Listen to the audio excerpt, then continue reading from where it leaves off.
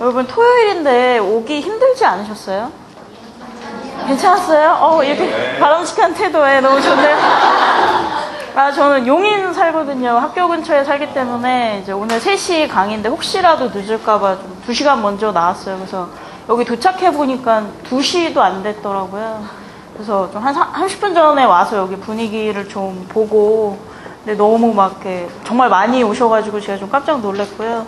특히 오늘 굉장히 덥고, 여러분 사실 기말고사도 끝나지 않으셨나요? 네. 그런데 참 아름다운 마음으로 여기에 오신 것 같아요. 그래서 그만큼 또 제가 열심히 이제 강의를 해드려야 될 것 같아요. 자연스럽게 가셔도 괜찮은데. 그 조교분들이, 임원진분들이 수고를 많이 해주셔서 여러분 프린트 다 받으셨죠? 오늘 강의는 크게는 3파트거든요. 일단 첫 번째 파트는 이제 여러분들이 받으신 유인물의 한 반 정도에 해당하는 범죄자 프로파일링의 정의하고 절차에 대해서 할 거고요. 그러고 이제 여러분 이제 앉아서 3시간 동안 강의만 듣는 거 너무 힘들고 재미없잖아요. 제가 실제 우리나라에서 있었던 어떤 사례에 대해서 말씀을 드리면은 여러분들이 이제 조랄까요? 한 5-6분씩 한 조가 되셔서 실제로 프로파일링을 한번 해보시는 그런 시간. 그래서 그거는 지금 여러분 유인물에 없어요. 제가 발빠르게, 그게 들어가 있으면은 정답을 다 알려주고 하면 안 되잖아요. 그래서 그거는 이제 화면에 있고 제가 프린트로 준비를 해왔으니까 이따 나눠드릴 거고요. 그래서 그 프로파일링 실습하는 게 2번째고, 마지막 이 유인물 여러분 뒷부분에 보시면 이제 아동 성범죄자 유형 분류와 프로파일링에 대해서 나와 있잖아요. 그게 이제 3번째 파트입니다.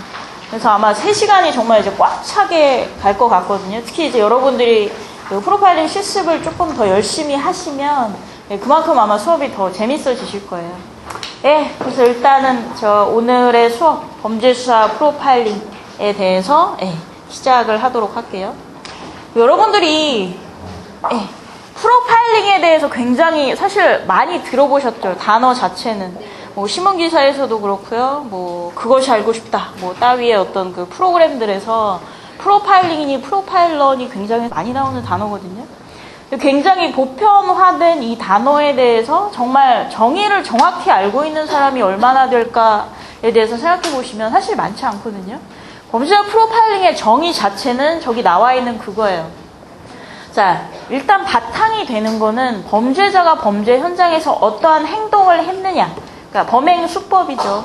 그거를 통해서, 그러니까 사실 사건이 일어나고 난 후에 수사관들이 가진 정보는 저거밖에 없잖아요. 범죄자를 잡으려면. 그래서 범죄자들의 범죄 현장 행동을 통해서 거꾸로 이 범죄자는 어떠한 사회인과학적인 배경을 가진 사람이냐, 범죄자의 연령대는 어떻게 되고 직업은 어떤 것이며 결혼을 했는지, 혹은 신체적 특징 이런 건 어떻게 되는지, 혹은 범죄자의 주거지는 그 사건이 일어났던 현장에서 얼마나 멀리 떨어져 있는지, 이러한 것들, 이 모든 것들을 아우르는 범죄자의 어떤 배경 정보를 거꾸로 추론해가는 과정, 이거를 이제 범죄자 프로파일링이라고 해요. 그래서 수사 기법 중에 하나죠. 물론 범죄자 프로파일링이라는 천재적인 어떤 기법만으로 범인을 잡는다, 이렇게는 생각하시면 안 되죠. 사실은 그 사건이 하나 터지면 사실 강호순을 잡기 위해서 경기청, 서울도 마찬가지고요. 셀 수 없이 많은 경찰분들이 발로 뛰고 자료를 수집하고 그러셨거든요. 물론 나중에 이제 언론의 스포트라이트를 받은 거는 프로파일러 1-2명 이 정도였지만 굉장히 그래서 씁쓸한 부분이지만 그 범인을 잡기 위해서 많이 여러 가지 있는 수사 기법 중에 하나라는 걸 일단 알아두시고요. 지금 잘 안 보이실 테니까 여러분 유인물엔 더 안 보이네요. 더 안 보이는데 그다지 짜증이 나지 않는 게 영어라서 차라리 안 보이는 게 낫다. 굳이 또 그렇게 생각하실 것 같아요. 그래서 하나하나 천천히 이제 소개를 해드릴 테니까요. 이제 옆에 적으시면 될 것 같아요. 자, 이 더글라스와 이 4명의 사람들, 전혀 생소한 사람들이다라고 생각하실지도 모르지만 사실 그렇지가 않아요. 여러분들 양들의 침묵이라는 영화 보셨죠? 너무 열성적으로 고개를 끄덕이시네요. 좀 어두운 영화인데 그 영화 좋아하시는 분들은 계속 이제 보잖아요. 케이블 TV에서 잊을만 하면 다시 재방송을 해주기 때문에. 근데 거기에 이제 조디 포스터의 상관 있죠. 조디 포스터한테 이제 하니발 렉터 박사한테 가서 인터뷰를 하라라고 임무를 맡기는 그 안경 끼고 굉장히 샤프하게 생긴 그 FBI 그 조금 높은 사람. 그 사람의 실제 모델이 더글라스예요. 그 FBI 저 행동과학부에서 굉장히 높은 자리에 있었던 사람이고, 여러분들 FBI는 그냥 경찰이라고만 생각하실지 모르지만 굉장한 엘리트 집단이거든요. 특히 이제 행동과학부에 있는 사람들은 기본적으로 석박사학위 하나씩은 이제 다 갖고 있고, 더글라스도 마찬가지고요. 그래서 그 수사관들을 양성하는 교육팀에 있는 사람들은 본인들도 다 박사들이고, 이렇게 연구 활동을 굉장히 많이 해요. 그래서 이제 학자의 어떤 실력이나 이런 거는 사실은 논문으로 판가름이 나잖아요. 그래서 물론 이제 대부분 다 실무자들, 경찰들이지만 굉장히 학업적으로도 열심히 해서 주요한, 특히 행동과학 분야에서 굉장히 탑5 안에 드는 논문에, 저널에도 논문을 실을 만큼 연구를 많이 하는데, 이제 그 중에 하나가 1986년에 이분들이 냈던 논문 안에서, 이 논문에서는 그 연쇄 성적 살인을 예로 들면서 그 범죄 수사의 단계가 어떻게 되고, 특히 이제 범죄자 프로파일링은 어떻게 이루어지는지를 굉장히 좀 잘 설명하고 있거든요. 그래서 이제 이 표를, 저 차트를 가져온 건데, 자, 우선 프로파일링 첫 번째 단계를 보시면 여기 프로파일링 인풋이라고 써 있거든요. 그러니까 재료를 모으는 단계죠. 첫 번째로 범죄 현장. 범죄 현장에서 어떠한 재료를 모으느냐. 우선 저 물리적인 증거죠. 피지컬 에비던스. 그래서 뭐 어떤 뭐 지문이라든지 뭐 이런 것도 다 포함이 되고요. 뭐 머리카락이라든지 이런 손에 잡히는 그러한 어떤 증거들. 그 다음에 그러한 증거들의 어떤 패턴이 있는지. 그러니까 패턴이라고 하면은 이러한 증거들이 어떻게 뭐 범죄자 피해자와의 관계를 말해준다든지, 아니면 뭐 범죄자의 어떤 뭐 신체적인 뭐 굉장히 강인한 사람이라든지 이런 걸 말해준다든지, 그러한 패턴을 찾아보는 거. 그다음에 바디 포지션이라고 되어 있죠. 이게 살인 사건을 예로 들고 있기 때문에 여기서 바디는 이제 피해자의 시체를 말하겠죠. 그래서 시체의 포지션이라고 하면은 뭐 여러 가지 될 수 있는데, 뭐 고개를 들고 있는지, 뭐 아니면 엎드려 있는지, 아니면 사지를 벌려놨다든지, 뭐 이런 식으로 굉장히 다양한 것들. 그 다음에 흉기죠, 웨폰. 그래서 흉기가 쓰였는지, 아니면 맨손으로 뭐 목을 졸랐는지, 아니면 흉기가 쓰였으면은 뭐 칼이, 총, 뭐 여러 가지 있죠. 망치, 공구, 뭐 이런 것들, 뭐 여러 가지 있죠. 그래서 범죄 현장에서의 재료를 일단 모으고, 두 번째는 이제 피해자 관련 정보죠. 그러니까 살인 사건을 예로 들고 있기 때문에 이제 피해자의 사체가 있다는 가정하에 피해자의 배경 정보. 피해자의 배경은 뭐 여러 가지 포함할 수 있지만, 여기 나와 있는 것처럼 피해자의 나이나 직업, 마지막으로 피해자를 본 사람은 누구고, 피해자의 가족 구조는 어떻게 되는지, 그러니까 피해자가 결혼을 한 사람인지, 뭐 혼자 사는 사람인지, 뭐 이런 것들. 뭐 여기 헤빗이라고 되어 있죠. 뭐 습관이라는 거는, 그러니까 피해자가 뭐 9시에 출근해서 6시에 퇴근하는 사람이라, 뭐 오후 3시경에는 항상 어디에 있다든지, 뭐 이런 것들. 뭐 여러 가지 될 수 있죠. 그 다음에 이제 법과학적인 정보죠. forensic information이라고 하면, 특히 이제 물리적인 증거랑 관련이 많은 거죠. 사인. 그러니까 얼마 전에 박신양이 나온 또 사인이라는 드라마가 있었잖아요. 굉장히 제목을 잘 지었죠. 보진 않았지만, 어떻게 죽었는지, 목이 졸려 죽었는지, 아니면 뭐 줄로 목을, 졸라서 죽였는지, 계속 한 3시간 동안 이런 얘기 할 거예요. 죽였는지, 칼을 많이 맞아서 뭐 과다출혈로 죽였는지, 뭐 여러 가지 사인을 규명하고. 자, 운즈 상처죠. 피해자 몸에 상처가 어디에 나 있는지, 혹은 한 군데에 집중이 되어 있는지, 뭐 이런 것들. 그 다음에, 자, 프리포스트 몰템이라는 거는, 몰템이 죽음이라는 뜻이잖아요. 그래서 죽기 전과 후.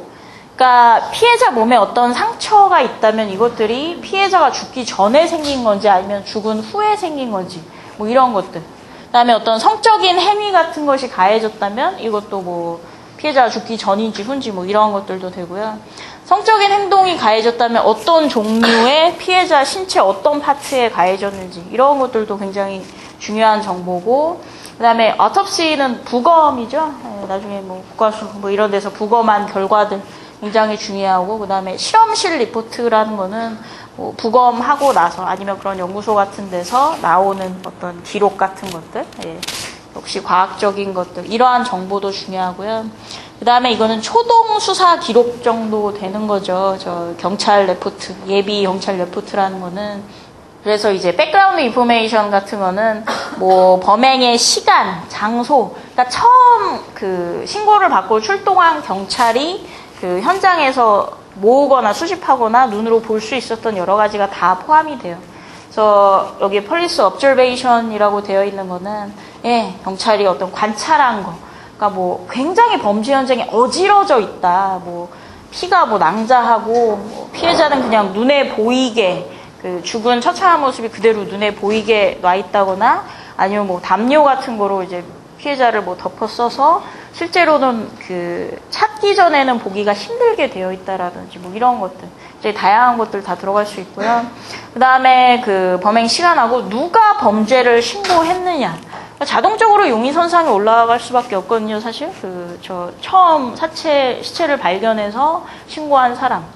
그 사람의 어떤 피해자와의 관계, 어떻게 시체를 발견했는지 뭐 이러한 것들도 다 이제 중요하고, 그 다음에 이웃이라는 거는 그 범죄 현장, 범죄가 발생한 곳에서 범죄율이 어떻게 되고 그 지역의 어떤 사회인과학적인 특성, 이러한 것들은 어떤 지역인지, 그러니까 그 지역이 원래부터 좀 뭐 폭행이라든지 뭐 살인이라든지 범죄율이 원래 좀 높은 지역이었는지, 아니면 전혀 이런 일이 없었는데 갑자기 뭐 살인사건이 터졌다, 이랬을 때 또 경찰들이 대처하는 방식이 달라야겠고요.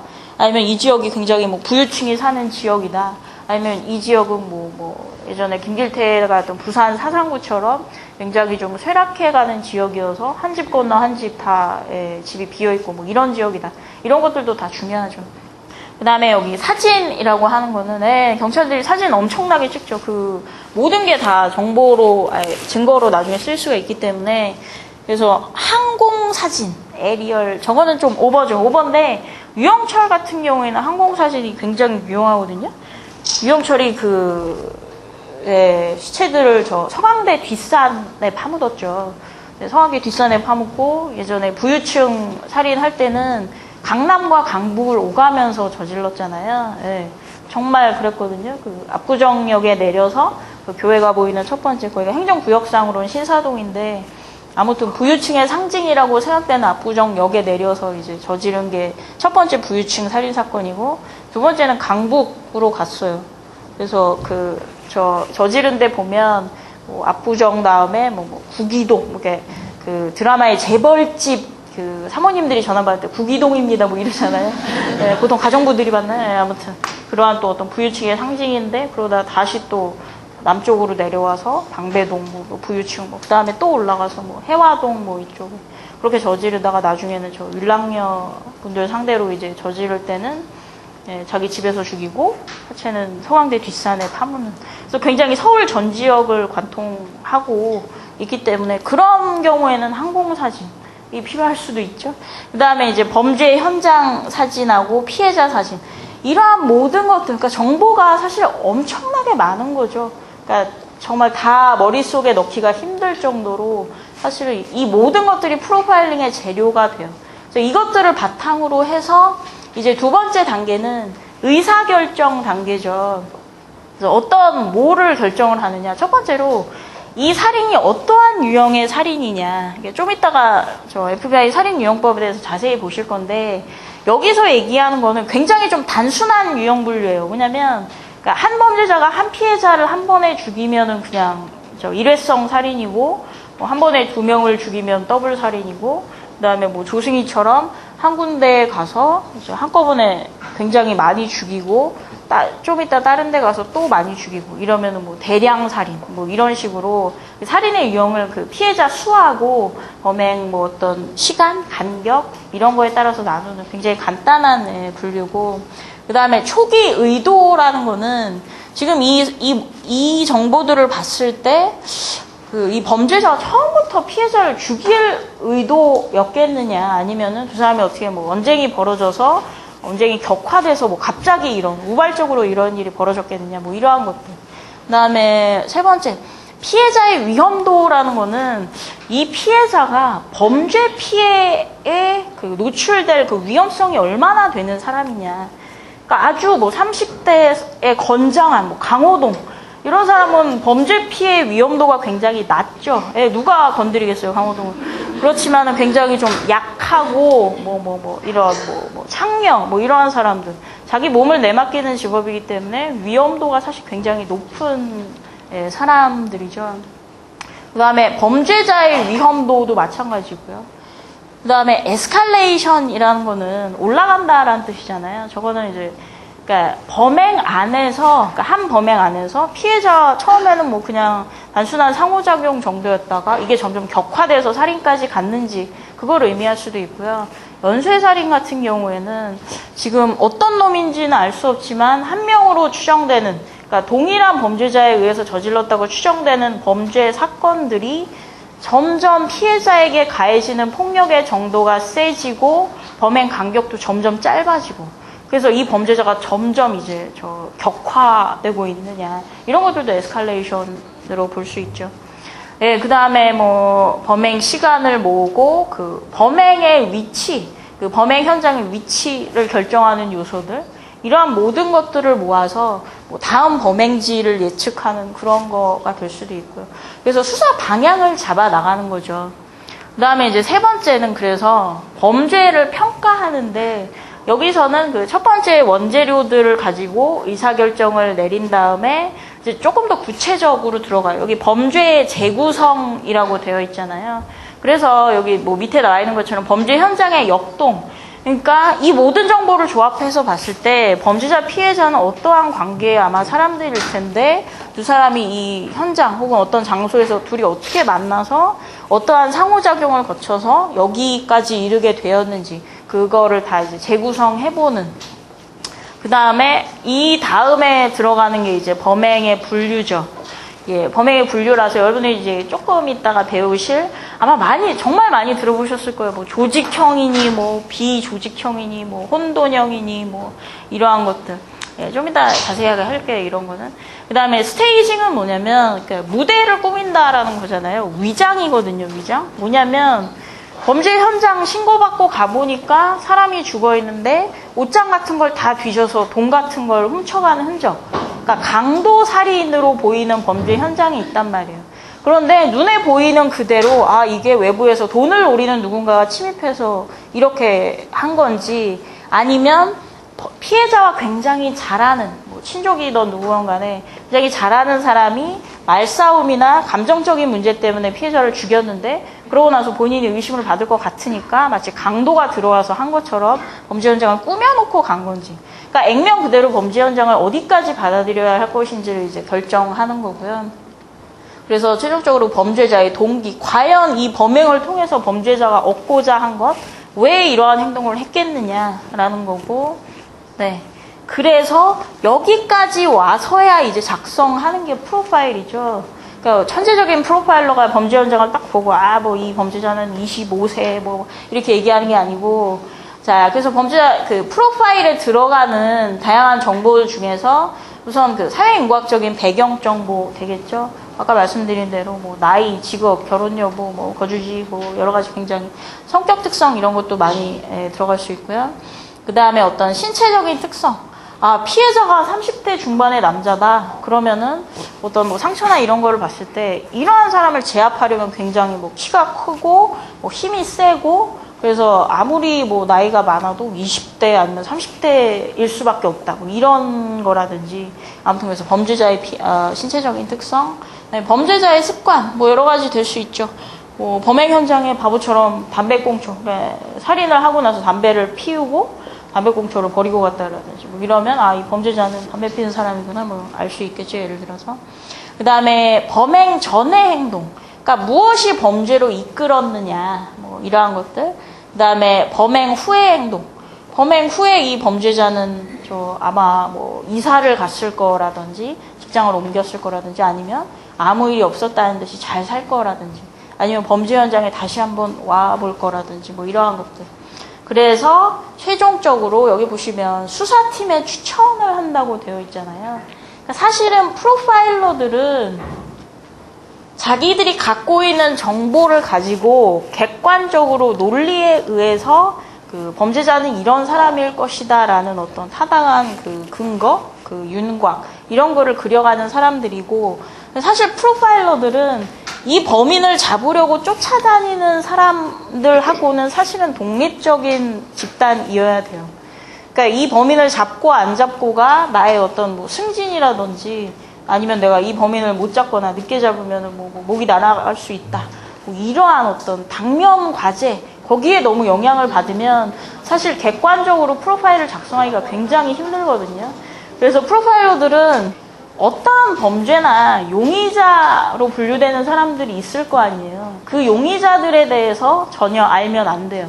절대로 알면 안 되거든요. 왜냐면 여러분들도 다 경험하시겠지만 내가 추구하는 어떤 정보 같은 게 있고 내가 생각하는 이론, 가설 같은 게 있을 때, 그리고 이 범인을 잡는 것이 나의 어떤 앞으로 경찰 생명 이런 거에 굉장히 좀 영향을 많이 미칠 때, 그러면 사람은 자기의 가설을 지지하는 정보 쪽에만 사실 더 포커스를 맞추고 내가 생각한 범인의 윤곽과 모순되는 정보 이런 것들은 무시하거나 그럴 가능성이 있거든요.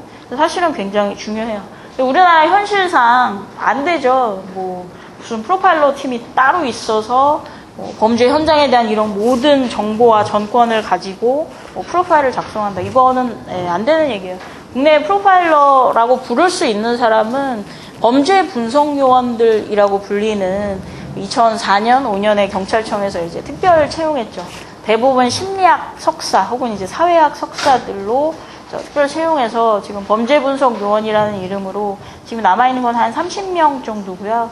경찰청, 서울청, 경기청, 그리고 나머지 이제 지방청마다 한 2명 정도씩 이렇게 가 있어요. 근데 그 당면 사건에 참여하죠. 팀으로. 그런 시스템이고. 아무튼, 그래서 이렇게 범죄자 프로파일을 작성하고 나면은 그 범죄 수사팀에 이거를 알려주고, 잘 되면 6번은 검거죠. 검거. 범인을 잡는다라는 거고, 만약에 이 과정에서 좀 문제가 있으면 다시 이제 앞으로 돌아가서 뭘 잘못했는지 살펴보거나 검토해 보는. 네. 자, 그래서 범죄자 프로파일링의 단계를 보셨는데, 아까 말씀드린 대로 1986년도에 그 더글라스 웨 그 사람들의 논문이 나오면서 이 논문에 있는 정의 그대로 말씀드릴게요. 그 논문에서 이야기한 거예요. 자, 뒤에서부터 볼게요. 자, 범죄자가 저지른 범죄 분석에 기초해서 그 개인, 그 범죄자의 주요한 성격, 그리고 행동 특성을 밝히는 수사 기법. 이렇게 정의를 했어요. FBI 행동과학부에서. 그래서 이게 왜 1986년, 이게 왜 중요한 의미를 갖냐면, 특히 이제 학계에서 예전에는 여러분 범죄학이나 범죄자 혹은 범죄자의 심리에 대해서 이제 공부를 할 때도 사실 심리학으로 한 게 아니죠. 아니고 예전에 범죄자에 대한 어떤 논문이라든지 보고서라든지 출판물은 대부분 그 사회학에서 쓰는 방식. 여러분 아시죠? 2000년에 범죄를 저지른 성범죄를 저지른 범죄자들 놓고 보니까 범죄자 연령대 20대 몇 프로, 30대 몇 프로 이런 식으로, 그러니까 한 집단으로 뭉뚱그려서 통계를 내는 정도였어요. 그래서 그냥 우리나라 작년 1년 동안 성범죄를 저지른 범죄자의 특성은 이러이러한 정말 그 통계에 지나지 않는, 그러니까 최근에 올수록 조금 더 이제 범행 수법에 대해서 관심을 갖긴 했지만 한 5, 6년 전 보고서, 우리나라 같은 경우는 제가 2년 전에 한국형사정책연구원에 있었거든요. 그러니까 그게 우리나라에서 그 범죄 어떤 자료, 그런 걸 다룰 수 있는 국책연구기관, 유일한 기관인데, 그래도 거기 한 5, 6년 전쯤에 그 보고서를 보면은 대부분 범죄자, 이렇게 사회학에서 접근한 범죄자의 사회인과학적인 정보 통계를 내는 수준에다가 거기다가 이제 범행 수법은 거의 없고 그냥 동기, 범죄자 동기, 쓰여진 흉기 이러한 것들 정보가 거의 없었어요. 그러니까 뭐냐면 학계에서는 범죄자의 범행 수법이 이게 어떤 범죄자의 심리나 그런 걸 파악하는 데 도움이 될 거라고 생각을 못했던 시점이고, 특히 1986년도 같은 경우에는 거의 그렇게 생각을 못했고, 사실은 범행 수법이 얼마나 범죄자들이 다양할 수 있는지에 대해서도 감이 없던 시절이에요. 근데 이 사람들은 수사관들이죠. 논문을 쓴 사람들. 그렇기 때문에 굉장히 잘 알고 있었고, 그래서 이 논문이 중요한 게 뭐냐면 예전에 중요하게 다뤄지지 않았던 범죄자의 행동, 그러니까 범행 수법이 변인이 될 수 있음을 보여준 거죠. 그러니까 범죄 연구, 범죄자의 심리를 분석하는 그 분석 단위가 될 수 있다는 것을 보여준 거예요. 그래서 이거를 조금 더 이제 자세하게 보면은 저 논문에서 그 범죄자를 두 가지 유형으로 이제 분류를 했는데, 자, 여기 보시면 번역을 어떻게 하던지 간에 조직적인 범죄자들, 이제 비조직적 혼란형 범죄자들, 뭐 이렇게 나뉘거든요. 그래서 보시면 샘플이 굉장히 작죠. 36명이고, 조심하셔야 될 거는 사람들이 잘 몰라요. 그러니까, 좀 이따 말씀드릴게요. 자, 36명의 연쇄 성적 살인범들을 대상으로, 그러니까 교도소를 찾아다니면서 이제 인터뷰를 한 거예요. 저 FBI 수사관들이. 그래서 연쇄범들이니까 피해자의 수는 알려진 것만 이제 118명. 그러니까 한 명이 뭐 평균 한 3명 이상씩 주기에는 뭐. 이게 공식적인 기록이니까 비공식적으로는 얼마나 더 될지는 사실은 알 수가 없는 거고요. 그 36명을 두 가지 유형으로 나눠보니까 3분의 2는 조직형, 3분의 1은 비조직형으로 나뉘었다라고 하면서 이 두 가지 유형의 특징을 이제 나눠서 정리했는데, 우선 범죄자의 범죄 현장 행동에 있어서 뭐 조직형, 질서형이라고 분류되는 사람들의 특성을 보면은, 그러니까 굉장히 치밀하고 이성적이고 말 그대로 조직적이라는 거죠. 하는 행동이. 우선 범행을 사전에 계획한 어떤 그 흔적들이 범죄 현장에 나타난다. 예를 들어서 이 범행 현장, 그러니까 피해자의 뭐 사체, 뭐 상처나 이런 것들을 봤을 때 분명히 어떠한 특정한 흉기, 그것도 범행 현장에서는 쉽게 발견할 수 없는 흉기가 쓰였는데 범행 신고받고 가보니까 남아있질 않더라. 그러면 추론할 수 있는 게, 그럼 본인이 사전에 특정한 흉기를 준비해왔구나. 흉기를 준비해왔다는 건 이 사람이, 그러니까 이 사건 이전에 어느 정도 내가 어떤 행동을 할지에 대해서 계획을 세우고 생각을 해봤다는 거잖아요. 그러니까 이성적으로 사건에 대해서 준비하고 판단할 시간이 있었다는 거.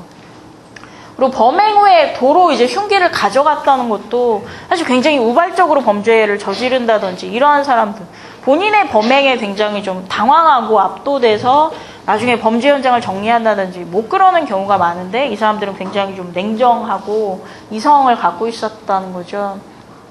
그리고 제가 연쇄 성적 살인범들을 대상으로 이제 인터뷰한 거기 때문에 어떤 피해자한테 성행위가 이루어진 흔적 같은 것들이 남아있고, 또 미국에서는 특히 중요하죠. 그 범죄자가 차량을 사용했느냐 하지 않았느냐.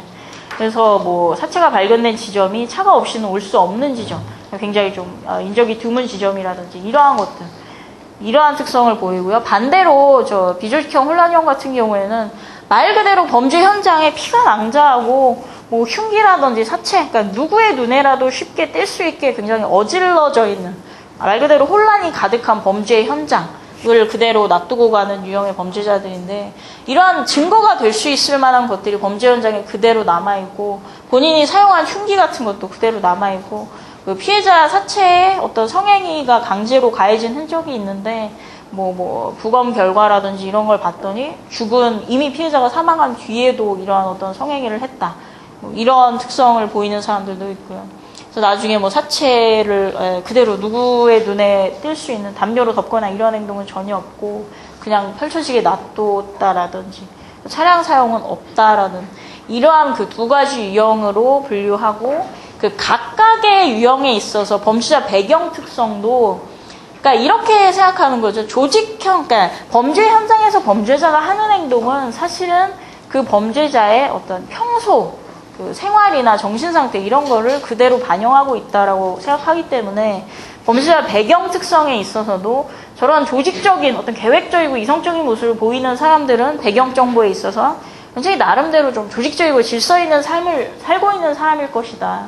그렇게 얘기한다면 지능도 떨어지지 않고 직업도 있고, 다만 이랬는데, 그러니까 잘 그냥 살아오던 사람인데 그 범행 직전 혹은 이제 범행 당시에 어떤 뭐 스트레스 상황이라든지 이러한 범행을 저지를 만한 이유가 있어서 이렇게 됐고, 범행 후에도 그러니까 뭐냐면 그러니까 본인이 잡히지 않으려는 노력을 한다는 거죠. 그러니까 정신을 차려서 흉기를 가져갈 정도의 어떤 정신이면 범행을 저지르고 난 이후에도 좀 이사를 간다거나 직업을 옮긴다거나 당분간은 뭐 외출을 하지 않는다거나 이런 식으로 조심스럽게 행동할 가능성. 반면에 이제 비조직형 범죄자들 같은 경우에는 범죄 현장의 혼란처럼 이 사람의 일상적인 원래 삶도 굉장히 좀 혼란스러울 것이다라고 해서 어린 시절에 굉장히 부모가 직업이 불안정했거나 아니면 이사를 많이 다녔거나 그래서 제대로 좀 케어를 못 받았다라든지 혹은 부모가 굉장히 적대적이거나 냉담해서 아이에게 신경을 많이 못 써줬다라든지, 그래서 본인도 저 지능이 평균보다 조금 뭐 떨어지거나 그러니까 뭐 똑똑하다라고 할 수 있는 정도는 아니고요. 또 직업이 없거나 아니면 뭐 자주 저 직업을 바꾸거나 뭐 이러한 스타일, 그리고 혼자 살 가능성이 높고 이러한 배경 특성과 맞물려서 그래서 성적으로 굉장히 좀 억압된, 그래서 이러한 어떤 그 일상생활에서의 혼돈, 불안 같은 것이 범죄 현장에도 그대로 나타났다, 이렇게 보는 거예요.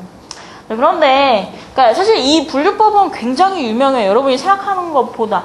예전에 시고니 위버가 나온 카피캣이라는 영화 있거든요. 굉장히 오래된 영화인데 예, 여러분 중에 아시는 분도 계실 거예요. 거기 보면은 기억은 안 나시겠지만 그 영화의 거의 첫 번째 장면이, 거기에서 시고니 위버가 범죄 심리학자로 나오잖아요. 첫 장면이 대학교 강의실에서 이거를 강의하는 게 그 영화의 첫 장면이에요. 그리고 우리나라에도 여러분 굉장히 많이 알려졌어요. 그 김윤진이 나왔던 2, 3년 전에 세븐데이즈라는 영화 있었잖아요.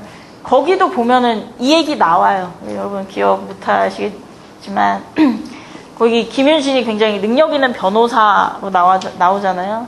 그래서 어떤 사건을 변론하면서 그 범죄 현장에는 굉장히 뭐 어떤 뭐 나중에 뭐 피나 뭐 이런 흔적을 치운 뭐라 그러더라, 조직형이라고 얘기하진 않은데 아무튼 무슨 형, 그러나 뭐 같은 범행 현장인데도 굉장히 좀 많이 뭐 어질러져 있고 뭐가 은폐가 안 되고 그래서 뭐 혼돈형, 이 두 가지 유형이 혼재하기 때문에 범죄자가 뭐 한 명이 아니고 뭐 이런 말이 나오거든요. 근데 보면은 이 작가가 이제 어디서 분명히 이걸 보고 쓴 것 같아요. 안 그러면 쓸 수가 없어요.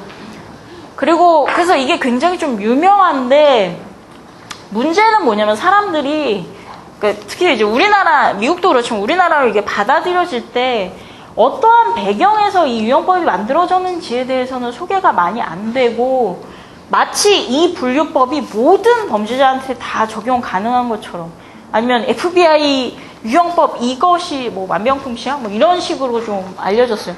그래서 꼭 문제점을 같이 말씀을 드리는데, 우선 표본의 수화 대표성에 있어서 그 36명이죠. 그러니까 1986년에 연쇄 살인범을 상대로 연구한 게 많지 않기 때문에 그 당시에는 사실 샘플 사이즈가 클 수도 없는 집단이긴 하지만, 그 당시에는 어느 정도 임팩트가 있었지만 사실은 어떤 연구든 샘플 사이즈가 사실 굉장히 좀 작고, 그리고 뭐 표본 가지고 얘기하면 사실 끝이 없지만 그 인터뷰에서 또 어떤 문제가 있었냐면, 그러니까 저러한 연쇄 성적 살인을 저질러서 교도소에 있는 사람들을 찾아다니면서 강제로 연구에 참여시킬 수 없잖아요.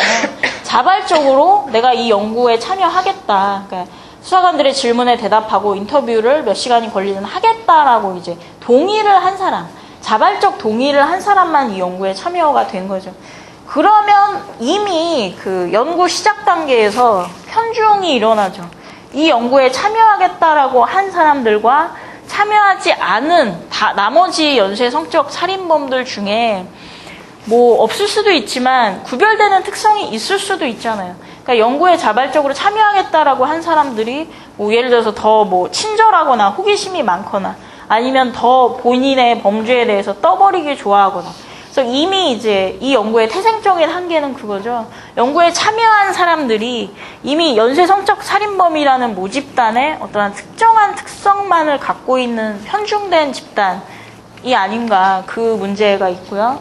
그 다음에 인터뷰에서 무슨 문제가 이제 연구자 본인들이 밝힌 건데, 그 수사관들이잖아요. 연구자들이 아니고. 그래서 이제 그 구조화된, 여러분은 더 잘 아시죠? 구조화된 면접을 쓴 게 아니고 그냥 교도소에 가서 얘기를 그냥 하는 식으로 이루어졌기 때문에 실제로 이제 한계점으로 본인들이 연구자들이 이야기한 게 어떠한 범죄자는 2시간밖에 인터뷰를 못했고 어떠한 범죄자는 3일 동안 인터뷰를 해도 계속 할 얘기가 더 많아서 겨우 3일 만에 끝냈다 이렇게 얘기를 해요.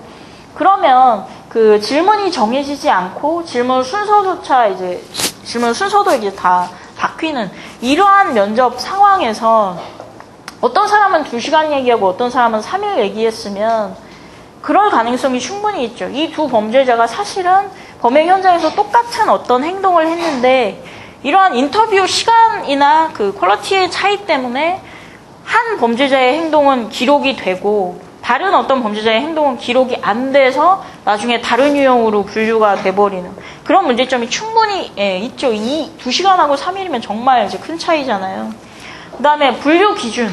여러분들이 지금 보셨지만 조직적인 삶은 어떤 삶이고 혼돈스러운 삶이 어떤 삶인지 아까 무슨 조직적인 범죄자, 질서 있는 삶 요즘 같은 경우에는 이직에 몇 번 하는 거는 사실 일도 아닌데 어디까지를 질서 있는 삶이라고 봐야 되고 어떠한 범죄 현장, 어디까지를 혼란스러운 범죄 현장이라고 봐야 되는지 분류 기준이 굉장히 모호하죠. 그 다음에 사실 제일 중요한 건 뭐냐면 살인이라는 범죄는 사실은 이 세상에 발생하는 범죄 중에 아주 극소수의 범죄잖아요. 거기다가 연쇄살인은 훨씬 더 드문 거죠. 연쇄 성적 살인은 더더더더 아마 드물 텐데 이 연구는 획기적이고 사람들이 굉장히 관심을 많이 갖는 분야이긴 하지만 여전히 연쇄 성적 살인범들을 2가지 유형으로 나눈 거예요. 근데 제일 문제는 뭐냐면 이 유형법이 딱 소개가 난 후에 전 세계적으로 파장이 굉장히 컸어요.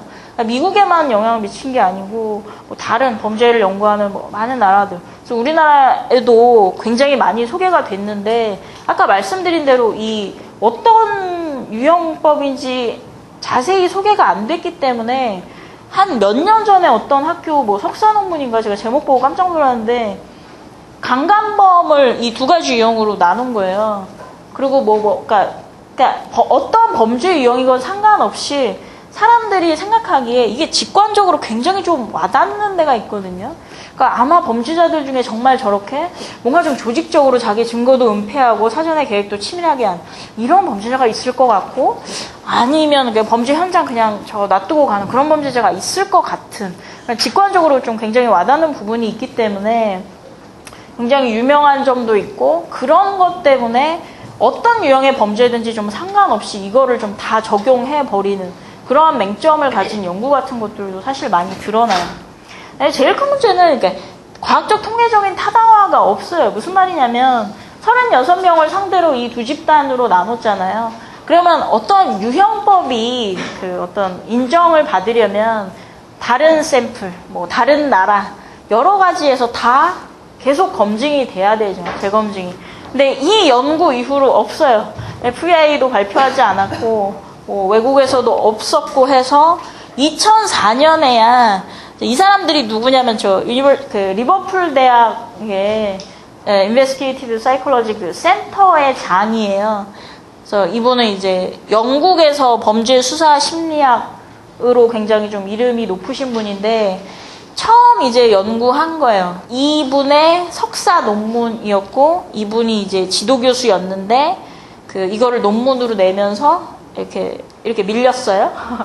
예, 무슨 예, 아무튼 중간에 끼어들고 이래가지고 그래서 이 논문은 뭐냐면 미국 연쇄 살인범들, 그러니까 한마디로 FBI 너네 유형 분류법이 타당한지 안 타당한지를 좀 보자 하면서 미국 연쇄살인범 100명의 자료를 모아서 이 유형법 앞에 나와 있는 분류 기준 그대로 이 2가지 유형으로 정말 나눠지는지를 본 거거든요. 그러니까 타당화 작업을 한 건데 결론은 저렇게 사람이 조직적인 사람은 처음부터 끝까지 조직적인 행동만 범죄 현장에서 하고 저렇지 않다라는 거죠. 대부분의 범죄자들은 그러니까 아무리 우발적으로 정신없이 계획 없이 범행을 저지른 범죄자라도 범행이 끝나고 나서 최소한 뭐 자기 지문이나 이런 건 닦고 간다라든지 이런 정도의 정신을 차릴 수 있고, 아무리 계획적으로 사전에 준비를 많이 해서 범죄를 저지른 범죄자라도 자기가 생각하지 못했던 어떤 상황이나 요소가 발생해서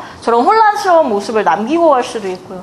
정말 저렇게 범죄자들이 두 가지 유형으로 깔끔하게 나눠지는 게 아니고, 실제로 연쇄살인범들의 행동 양상은 저 두 가지가 혼합된, 그렇게 나온다는 거예요. 그래서 지금은 FBI 본인들도 이 유형법은 쓰지 않는다라고 얘기를 해요. 사실 굉장히 오래전 86년이면 25년 된 거잖아요. 근데 아직도 여기에 비견될 만한, 물론 이 이후에 범죄자 유형 분류라든지 뭐 프로파일링 관련해서 무수히 많은 연구가 쏟아져 나왔지만 아직도 좀 굉장히 유명한데, 특히 우리나라에서는 좀 한계점이 많이 알려져 있지 않기 때문에 굳이 말씀을 드렸어요. 자, 그래서 범죄자 프로파일링의 어떤 그 계기나 전 세계적으로 좀 촉발시킨 저 연구 이후에 범죄자 프로파일링에서 중요한 게 도대체 뭔지 다시 한번 이제 생각을 해보면, 풀민이라는 사람은 범죄나 뭐 심리 뭐 아무 상관이 없어요. 이 사람은 언어학자예요. 언어학자인데 철학자죠.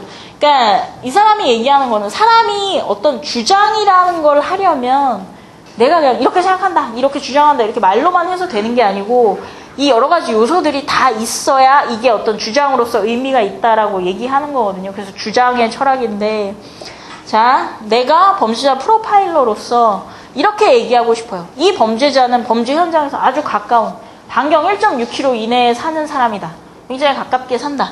라는 주장을 하려면 내가 뭐 수사관으로서 경력이 오래됐기 때문에, 혹은 나의 직감이 그렇게 말하기 때문에 이렇게 얘기해서는 안 된다는 거죠.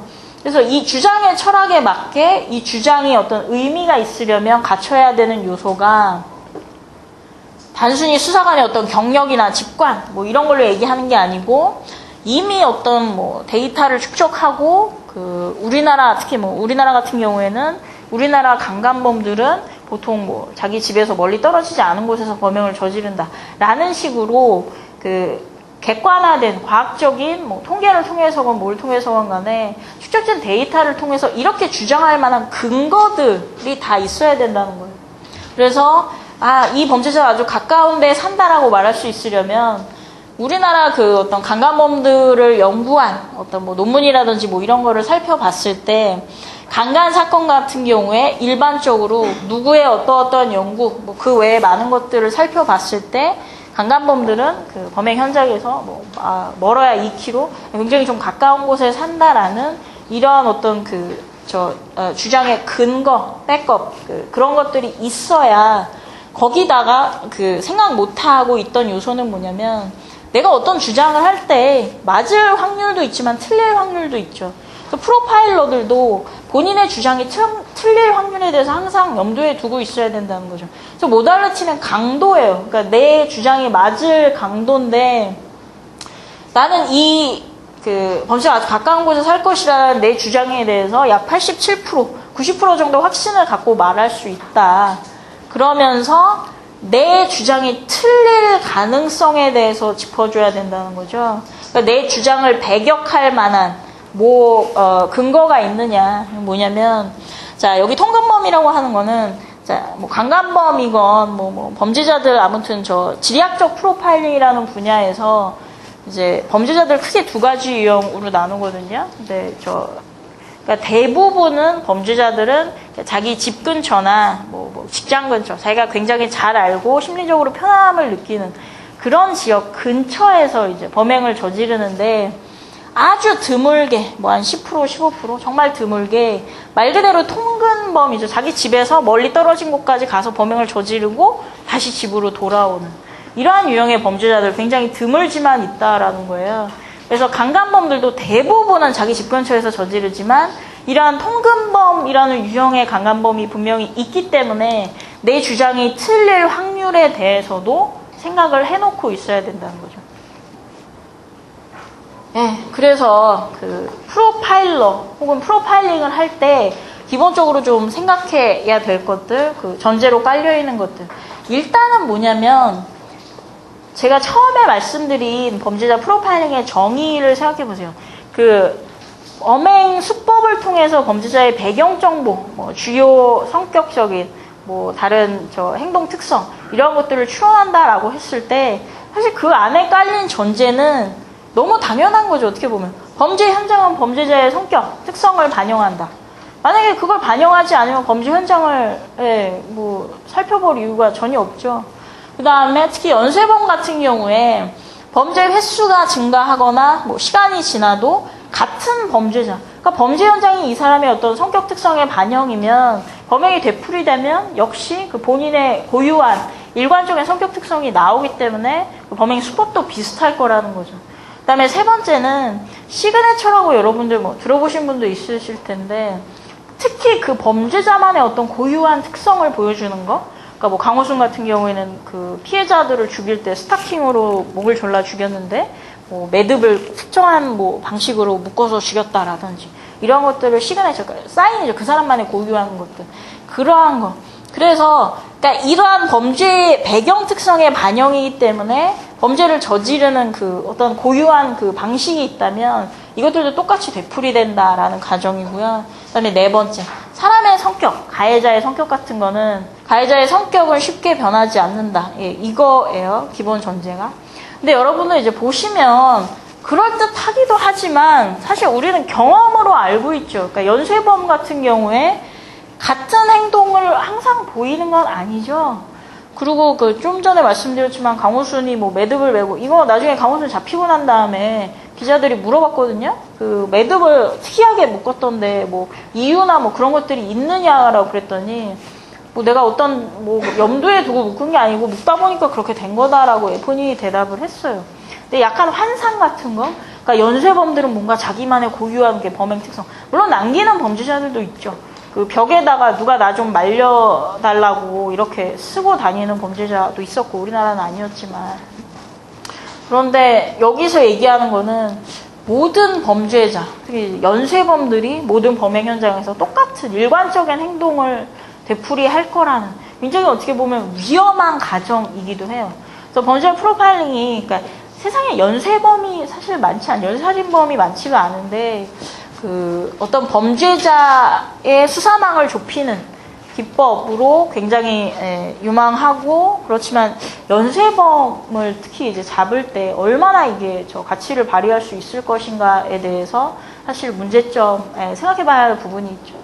그래서 프로파일링에 대한 환상 같은 게 좀 많거든요. 그 프로파일러들에 대해서 특히 제가 이메일 제일 많이 받는 게 중고등학생들한테 제일 많이 받아요. 프로파일러 되려면 어떻게 해야 되냐고. 근데 답은 하나거든요. 일단 수능을 잘 봐야 되지. 너무 당연한 거예요. 예. 네가 그 세상 제일 한심한 그 이메일이 제가 범죄 심리학과 범죄 프로파일러가 너무 되고 싶어서 크리미널 마인드니 CSI니 무슨 정말 케이블 TV 엄청 많아요. 그런 수사 관련 미드 그런 걸 정말 열심히 보고 있는데 제가 프로파일러가 되려면 어떻게 해야 되나요? 이렇게 물어보면 답장 안 해줘요. 안 해주는데 정말 일단 수능 공부를 열심히 해야지. 도대체 무슨 학과 공부를 열심히 안 하면서 뭘 하겠다는 건지 좀 이해가 안 돼요. 근데 그런 환상 같은 것들 굉장히 좀 많은데 정말 그 프로파일링이 범죄자를 빨리 검거하는 데 도움을 줄 수 있으려면 이런 환상은 빨리 좀 깨져야 되거든요. 그래서 좀 특히 이제 심리학, 범죄 심리학을 듣는 사람들, 학생들 중에서도 이런 환상이 깨지지 않은 경우가 굉장히 많은데 우선 프로파일링 하면은 자동으로 뭐 FBI를 떠올린다든지 뭐 이러한 혹은 아까 조금 더 공부를 많이 하신 분들은 FBI 유형법이 마치 진리인 것처럼 그렇게 생각하는 사람도 많은데 아니라는 거고 그다음에 이거는 뭐냐면 사람들이 생각하기에 프로파일러가 투입되었다. 이러한 사건은 보통은 연쇄살인 아니면 연쇄강간이잖아요. 그래서 실제로 이렇게 주장하는 그러니까 본인이 범죄 심리학자라고 표방하고 다니는 이제 사람들 중에 이렇게 주장을 하는 그렇게 알고 있는 사람도 있어요. 뭐냐면 범죄자 프로파일링은 뭐 이상동기 범죄, 뭐 무동기 범죄, 뭐 이러한 연쇄살인이나 뭐 연쇄강간 이러한 좀 범죄자가 어떤 사람인지 왜 이런 짓을 했는지가 분명치 않은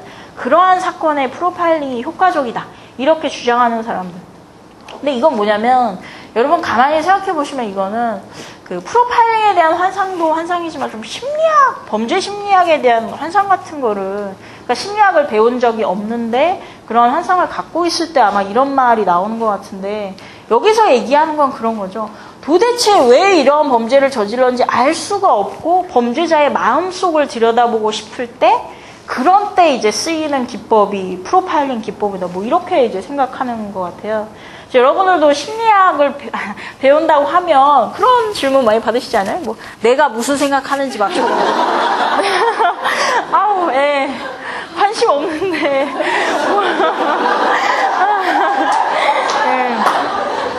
네, 그런 말을 하는 사람들을 가만히 보면, 그러니까 심리학이 정말 남의 마음만 들여다보고, 우리가 심리학과에 와서 심리보다 더 머리 아프게 배워야 되는 게 통계, 뭐 이런 거라는 거 전혀 모르는 거죠. 여러분도 공감하시지 않나요? 내가 통계를 배우러 심리학과에 왔는데 이렇게.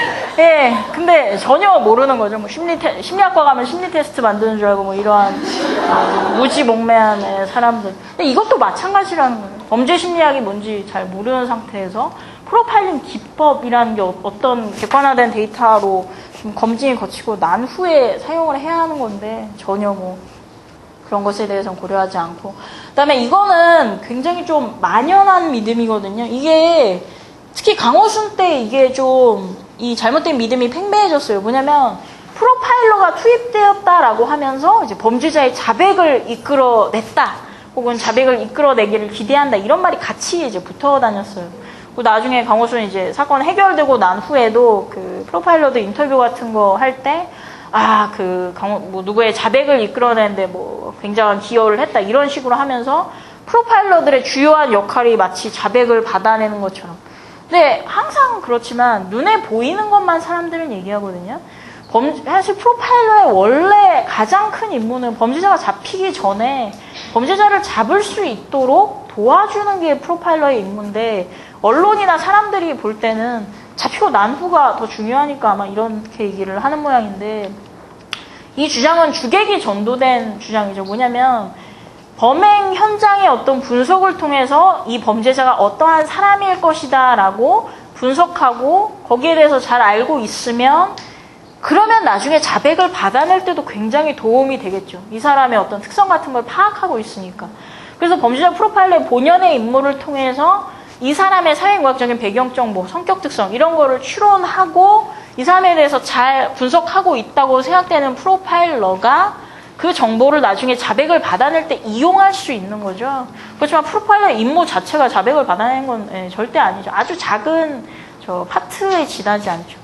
그 다음에 좀 전에 말씀드렸지만 시그네처 남기는 범죄자들은 많이 없어요. 내가 검은별도 아니고 내 범죄 현장에 반드시 이거를 안 그러죠. 그러면 자기가 잡힐 가능성, 이거 내가 저질렀다라고 이제 과시하고 다니는 건데, 그런 일은 사실 많이 없어요. 환상이죠. 이것도 연쇄범에 대한. 그래서 강조하고 싶은 거는, 자, 내가 아주 유능한 프로파일러 혹은 강력계 형사라서 이 범죄자는 어떠한 사람일 것이다라고, 이 범죄자 20대 초반에 뭐 직업 없거나 뭐 결혼은 안 했고 뭐 몸집이 왜소하고 뭐 이런 식으로 내가 이렇게 어떤 그 프로파일을 머릿속에 그리고 있었는데 마침 이것과 딱 맞는 용의자가 나타났다. 이랬을 때 당연히 유죄가 아니죠. 프로파일링이나 작성된 프로파일은 전혀 법적인 효력이 당연히 없죠. 이 사람이 범인이라는 어떤 객관적인 증거, 뭐 자백도 포함될 수 있지만 그런 것들이 나오기 이전에 단순히 프로파일에 굉장히 잘 들어맞는 사람이 나왔다고 해서 이 사람이 저질렀다고 말할 수 있는 근거는 거의 없죠. 그 다음에 두 번째는 그래서 연결시켜서 프로파일링은 범죄자가 누구냐를 말해주는 게 아니고 어떠한 유형, 어떠한 특성을 가진 사람일 것이다 라는 좁혀가는 기법이라는 거하고, 그 다음에 프로파일링이 가능하려면 사실은 연구가 먼저 돼 있어야 되죠. 이 사람이 면식범이다 비면식범이다 라고 말할 수 있으려면 우리나라에서 살인범죄를 저지르는 사람들의 특성을 봤을 때 면식범하고 비면식범이 이런 점에서 구별되더라라는 축적된 자료, 그런 것들이 있어야 이야기를 할 수 있는데 그런 것이 없이는 결국은 경험, 직관 이런 것에 의존할 수밖에 없다라는 거예요. 그래서 굉장히 위험하다라는 거죠. 예, 그래서 앞으로 연구가 많이 돼야 되고요. 그 범죄 심리학에 대해서 사람들이 잘 모르고 또 프로파일링에 대해서 잘 모르고 범죄 심리학에 얼마나 다양한 분야가 있는지도 너무 살인하고 성범죄에만 집중해서 그래서 뭐 침입절도라든지 사기, 스토킹, 뭐 조직범죄, 그러니까 갱단 뭐 이런 거죠. 범죄자 네트워크, 위기협상, 테러리즘, 저 수사 의사결정이나 저 인터뷰 혹은 연계 분석, 그 범죄자 연계 분석, 지리학적 프로파일링 혹은 거짓말, 기만 탐지 이러한 다양한 분야를 조금 더 많이 연구가 되어야 되죠. 예, 테이블 가셔야 하니까요. 저희가 10분 쉬었다 갈게요.